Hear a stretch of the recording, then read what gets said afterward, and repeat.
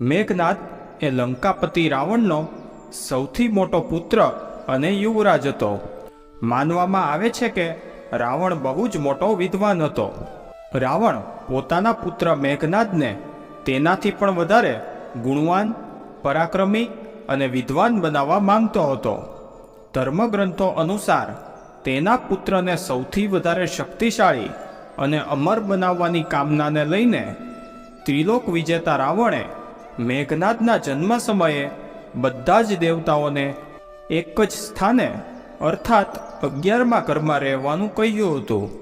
પરંતુ ભગવાન શનિદેવે રાવણની આ આજ્ઞાનું પાલન ન કર્યું અને 12મા સ્થાનમાં જઈને બેસી ગયા, જેના કારણે મેઘનાદ અમર બની શક્યો નહીં. એકવાર ઋષિ અગસ્ત્યએ ભગવાન રામના દરબારમાં કહ્યું કે રાવણના પુત્ર મેઘનાદને સ્વયં રામ પણ મારી શકતા નથી. તેને તો ફક્ત લક્ષ્મણ જ મારી શકે છે. આવો જાણીએ કે ઋષિ અગસ્ત્યએ આવું શા માટે કહ્યું. નમસ્કાર મિત્રો, સ્વાગત છે તમારું મોટિવેશન ટોક એન્ડ સ્ટોરી ચેનલમાં. મિત્રો, આ વિડીયોને અંત સુધી જરૂર જોજો અને શ્રીરામના સાચા ભક્તો કોમેન્ટ બોક્સમાં જય શ્રી રામ જરૂર લખે.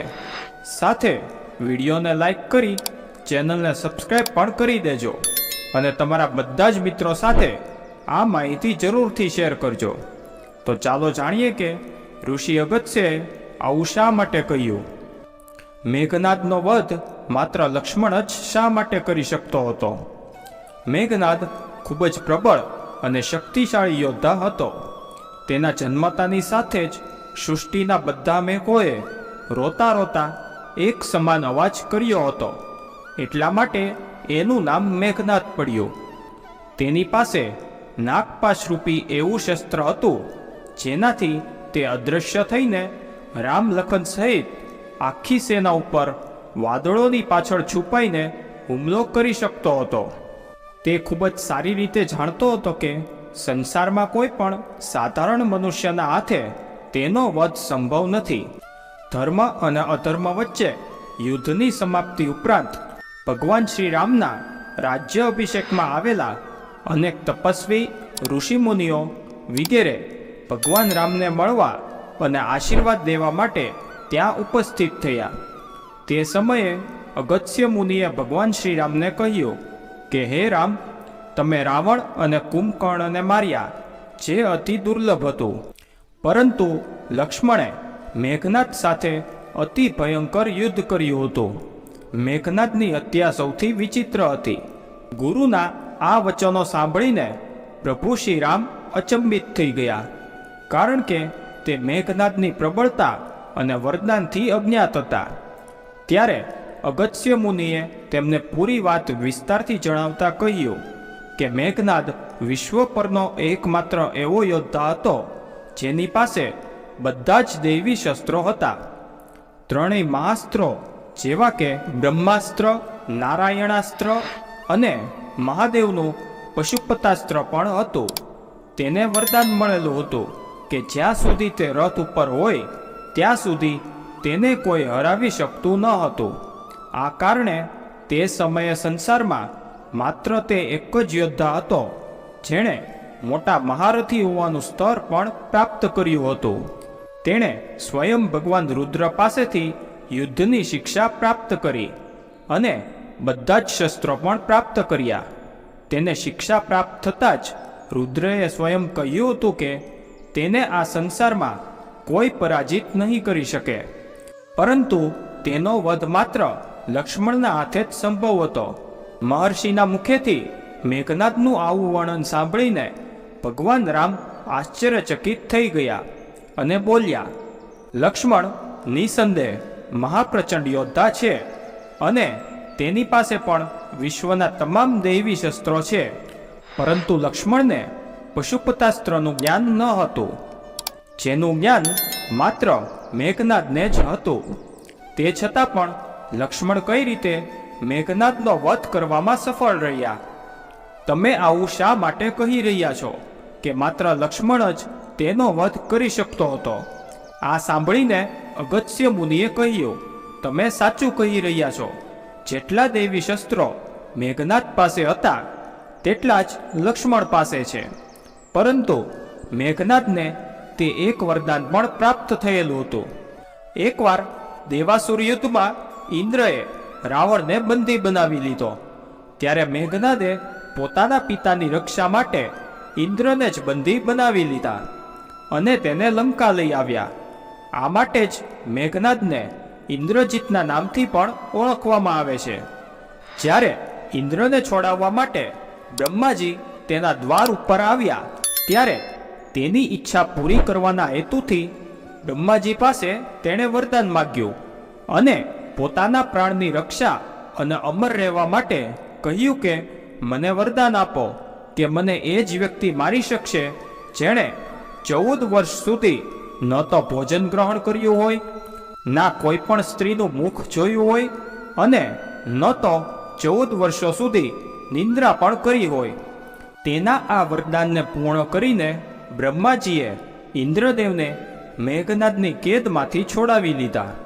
ત્યારબાદ શ્રીરામ બોલ્યા, હું વનવાસ કાળમાં 14 વર્ષ સુધી નિયમિત રૂપે લક્ષ્મણના ભાગનું ફળ ફૂલ આપતો રહ્યો. તેણે કહ્યું કે હું સીતાની સાથે એક ઝૂંપડીમાં રહેતો હતો અને લક્ષ્મણ બાજુની ઝૂંપડીમાં રહેતો હતો, તો સીતાનું મુખ પણ ન જોયું હોય અને 14 વર્ષ સુધી નિંદ્રા પણ ન કરી હોય તે કેવી રીતે સંભવ છે? અગસ્ત્ય મુનિ બધી જ વાત સાંભળીને હસ્યા. પ્રભુથી કાંઈ પણ છુપાયેલું થોડું હોય છે. પ્રભુ શ્રી રામને તો બધી જ ખબર હોય છે. હકીકતમાં બધા લોકો માત્ર ભગવાન રામના જ ગુણગાન ગાતા હતા, પરંતુ ભગવાન રામ ઈચ્છતા હતા કે લક્ષ્મણના તપ અને બહાદુરીની ચર્ચા પણ અયોધ્યાના ઘર ઘરમાં થાય. અગસ્ત્ય મુનિએ શ્રીરામને કહ્યું કે લક્ષ્મણને જ આ વાત પૂછવામાં આવે. થોડી વારમાં લક્ષ્મણજી ત્યાં આવ્યા તો શ્રીરામે કહ્યું કે તમને જે પૂછવામાં આવે તેનો સત્ય ઉત્તર આપજો. પ્રભુએ પૂછ્યું, આપણે ત્રણેય 14 વર્ષો સુધી સાથે રહ્યા, તો પછી તે સીતાનું મુખ કેવી રીતે ન જોયું? ફળ પણ ખાવા માટે તને દેવામાં આવ્યા, તો અન્નથી કેવી રીતે તું દૂર રહ્યો?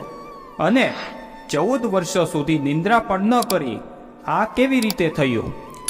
ત્યારે લક્ષ્મણજીએ કહ્યું, ભાઈ, જ્યારે આપણે પાપીને શોધતા શોધતા ઋષ્યમુખ પર્વત પર આવ્યા, તો સુગ્રીવે મને તેના આભૂષણ બતાવીને ઓળખવા માટે કહ્યું. તમને યાદ હશે કે હું તેમના પગના આભૂષણ સિવાય અન્ય કોઈ પણ આભૂષણને ઓળખી શક્યો ન હતો, કારણ કે મેં ક્યારેય પણ તેના ચરણોથી ઉપર જોયું જ નથી. 14 વર્ષ સુધી ન સૂવા પાછળ લક્ષ્મણે કહ્યું કે તમે અને સીતા માતા એક ઝૂંપડીમાં સૂતા હતા અને હું આખી રાત ધનુષ ઉપર બાણ જડાવીને પહેરેદારી માટે ઊભો રહેતો હતો. નિંદ્રા દેવીએ મારી આંખોમાં આવવાની કોશિશ કરી, તો મેં નિંદ્રાને મારા બાણ દ્વારા વીંધી નાખી હતી. નિંદ્રાએ હારીને સ્વીકાર કર્યો કે તે 14 વર્ષ સુધી મને સ્પર્શ નહીં કરે, પરંતુ જ્યારે ભગવાન શ્રી રામનો અયોધ્યામાં રાજ્ય અભિષેક થશે અને હું તેમની પાછળ સેવકની જેમ છત્ર લઈને ઊભો રહીશ, ત્યારે તે મને ઘેરશે. તમને યાદ હશે કે રાજ્ય અભિષેકના સમયે મારા હાથમાંથી છત્ર પડી ગયું હતું. લક્ષ્મણજીએ આગળ જણાવ્યું, જ્યારે હું ફળ ફૂલ લાવતો હતો ત્યારે તમે તેના 3 ભાગ કરતા હતા. એક ભાગ આપીને તમે મને કહેતા હતા કે લક્ષ્મણ, આ ફળ રાખો. તમે ક્યારેય પણ ફળ ખાવા માટે કહ્યું ન હતું, તો પછી તમારી આજ્ઞા વગર હું એને ગ્રહણ કેવી રીતે કરું? મેં તેને સંભાળીને રાખી દીધા. ત્યારબાદ લક્ષ્મણ ભગવાન રામને કહે છે કે મેં ગુરુ વિશ્વામિત્ર પાસે એક વધારે વિદ્યાનું જ્ઞાન પણ લીધું હતું. તેનાથી અન્ન ગ્રહણ કર્યા વગર પણ વ્યક્તિ જીવિત રહી શકે છે. આ વિદ્યાથી જ મેં મારી ભૂખને નિયંત્રિત કરી અને મેઘનાદનો વધ થયો. આ સાંભળતા જ ભગવાન શ્રી રામ ભાવ વિભોર થઈ ગયા અને લક્ષ્મણને ગળે લગાવી લીધા. મિત્રો, આ વિડીયો તમને કેવો લાગ્યો કોમેન્ટ કરીને જરૂર જણાવજો, અને વિડીયો પસંદ આવ્યો હોય તો વિડીયોને લાઈક કરીને તમારા મિત્રો સાથે જરૂરથી શેર કરજો. સાથે કોમેન્ટ બોક્સમાં જય શ્રી રામ લખીને અમારી ચેનલને સબસ્ક્રાઈબ કરવાનું ન ભૂલતા.